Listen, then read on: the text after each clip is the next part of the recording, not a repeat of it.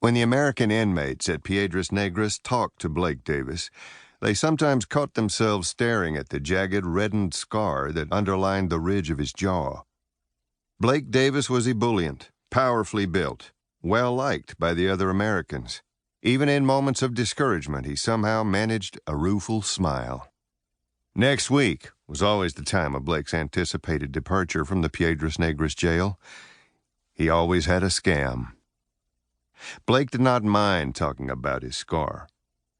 He said he'd been arrested near Saltillo and charged with transporting 175 pounds of marijuana. For 3 weeks, Blake said, he was strapped naked to a bed while federales interrogated him, until finally he signed a Spanish confession he could not read.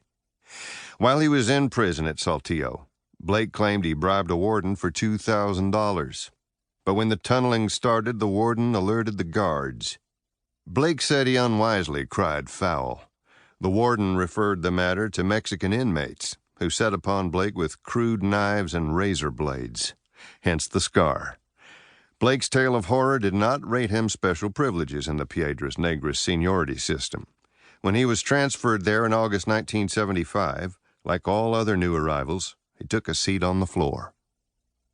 When a Mexican attorney arranged his transfer from Saltillo, Blake thought he was destined for a federal prison in Piedras Negras called Pinal.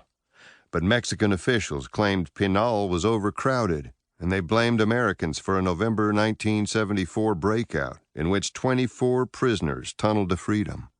Blake Davis was thus assigned to the Piedras Negras Municipal Jail. Inside the jail were 5 cells for men, 1 cell for women, and a drunk tank, each of which measured 8 feet by 9. The windowless cells contained 4 bunks, a toilet, a water faucet, and from 6 to 12 sweating, panting, claustrophobic prisoners. Mexican national inmates were eventually transferred to Pinal, but the Americans waited for enough seniority to occupy one of the bunks. When they moved around their cells, they shuffled. They never breathed fresh air, never saw the sky. The lights of the jail were never turned off, so their only concept of day and night came from the jail kitchen, which provided gruel in the morning, soup at noon, beans and tortillas at dinner. The Americans depended upon friends to bring them vitamins and food. After a few months, their teeth began to decay and their hair began to thin. They passed the time playing Scrabble, backgammon, studying Spanish. 2 or 3 performed yoga and isometric exercises. Though the Americans inside hated and feared Mexican cops, they had a certain empathy for the jail guards, who were poor men working for $5 or $6 a day and were helpless to do anything about the crowded conditions of the jail. The guards also seemed to understand that the Americans were under severe mental and emotional stress, prisoners of a foreign government and a foreign system of justice. Certain liberties were in order. Hard drugs could be smuggled past the guards, and the Mexican fink assigned to each cell containing Americans often operated a marijuana concession. Sometimes the guards allowed women to join the men in their bunks or in the privacy of the shower room. But now and then the powder keg tension of the jail would explode. Some American would faint, his skin would turn the shade of alabaster, and the other Americans would start shouting angry demands for medical attention.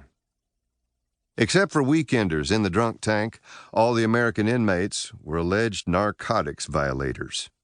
Under terms of the Mexican Napoleonic Code, any felony suspect caught red-handed in flagrante delicto can be held, interrogated, and denied access to an attorney for 3 days.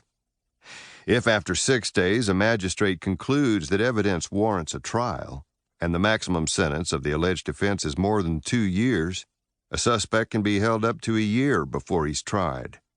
Even if a suspect proves in an amparo court of grievance that his Mexican constitutional rights have been violated, the charges against him still stand.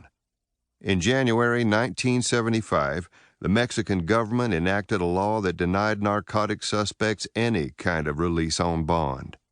From the standpoint of the Americans in the Piedras Negras jail, Mexican law was a stacked deck. Only Davis had actually been convicted, but the rest of the Americans never talked about waiting for trial. They always said they were waiting for sentencing.